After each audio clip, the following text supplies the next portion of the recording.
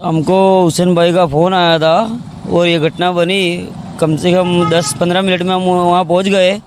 बराबर हम 30-35 लोग थे और उसको उनको बचाने के लिए अंदर ही डायरेक्ट वहाँ जाके कपड़े वपड़े कुछ उतारे नहीं, ऐसे ही गिर गए बराबर, जान की परवाह किए बिना।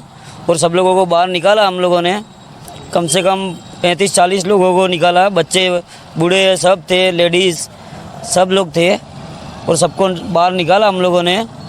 और वो उधर जो चिल्ला पुकार हो रही थी, बच्चे सब चिल्ला रहे थे, सब बड़े भी चिल्ला रहे थे। हम लोगों को भी खींच रहे थे अंदर बचाने के लिए और हम लोगों ने सबको निकाला।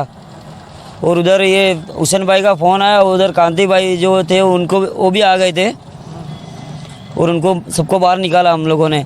और दूसरे लोग भी मदद में थे, सब आए हुए थे। उसके बाद अगर हम बात करें कि उस समय का नज़ारा कैसा था जब वहाँ पे आप पहुँचे और बच्चे बहुत गंभीर हालत थी। उधर देखा नहीं जाता था, इतनी बुरी हालत थी। और सब लोग चिल्ला रहे थे, रो रहे थे बच्चे सब। आपका पूरा नाम? रफ़ीक भाई, हुसैन भाई मियाना।